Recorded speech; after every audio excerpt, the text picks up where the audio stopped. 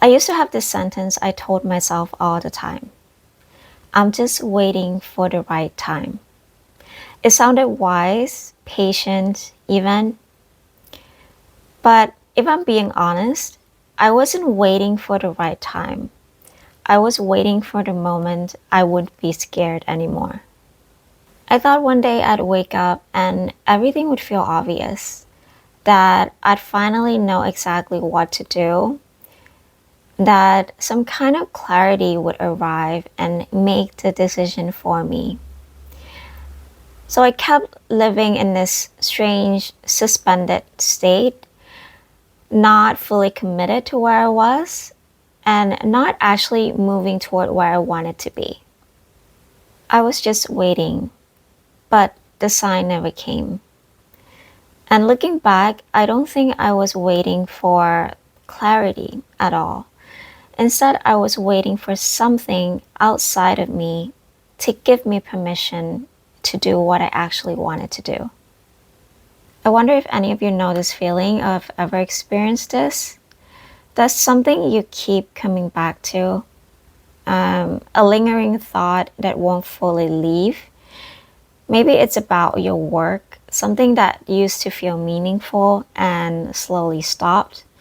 Or maybe it's a relationship that's been running on fumes for longer than you want to admit. Or it's something you've wanted to try or start, but every time you get closer to it, something pulls you back. And the thing is, you're not doing nothing. You're constantly thinking about it, turning it over, journaling about it maybe, or talking to someone you trust. But actually moving, taking action, or actually deciding, that part keeps getting delayed. Because you're waiting for the timing to be better, for more certainty, for things to feel clearer than they do right now. Meanwhile, months pass, perhaps years. Okay, so I did this exact thing for almost 2 years before I left my career. And I'm a little embarrassed by how elaborate it got, honestly. Like, I'd have a bad week at work and think, this is it. This is the sign to leave. And then I'd have one good week and think, oh, wait, maybe I was wrong. Maybe I should stay. I read books that really resonated, and I'd feel this surge of certainty for maybe about 3 days, and then it would fade. And I'd feel kind of stupid for letting the book tell me what to do with my life. I talked to people I trusted, and I tried to read meaning into whatever they said. I was looking for some kind of patterns or signs everywhere, waiting for something to confirm what I already kind of knew. And looking back, I can see what I was doing. I was outsourcing the decision to books, to timing, to other people, to anything or anyone that wasn't me. Because the thing is, a sign would have let me off the hook. If something outside of me said, go, then that decision wasn't really mine. And if something went wrong, well, I was just following the sign. But that's not how it works, is it? So here's what I actually think is going on when we wait for signs.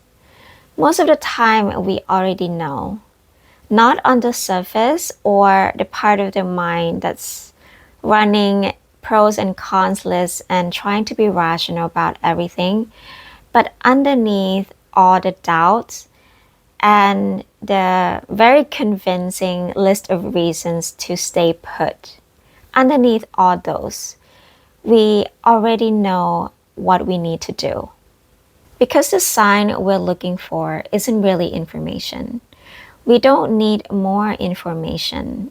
We've been turning this over for months, maybe years, so we know the situation inside out.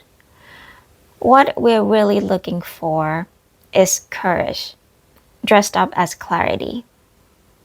We're waiting for something that makes the scary thing feel safe, that removes the uncertainty. But that thing doesn't exist, not for any decision that actually matters. The decisions that change your life are always made in uncertainty. That's just the way they are. And the sign you've been waiting for, and I really believe this from my own experience, is the waiting itself becoming unbearable. The restlessness, the feeling of something unresolved that won't go away no matter how much you try to distract yourself from it. And that's not nothing, that's your own voice getting louder, trying to be heard over all the reasons that are telling you to do nothing. So I want to try something with you. Think of the thing you've been waiting for a sign about and hold that in your mind.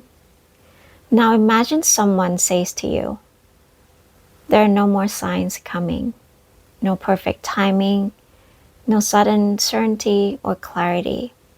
It's just not happening. Now notice what comes up. Does something tighten in your chest? Do you feel relieved, scared, or disappointed? Don't try to fix it or analyze it. Just notice the feeling is there. And then ask yourself this one question. If no sign was ever coming, what is the one small step that you already know you could take right now? You don't need a whole plan or a big leap, just the next honest step. Maybe it's one conversation you need to have with someone, or maybe it's simply admitting something true to yourself that you've been kind of talking yourself out of. That's what mindfulness actually is in moments like this. It's learning how to feel the fear, to actually be aware of it in your body without the story around it. And discovering that you can move anyway, that the fear and the next step can exist at the same time. I used to think that signs would come first and then I'd be brave. But now I think it's actually the other way around.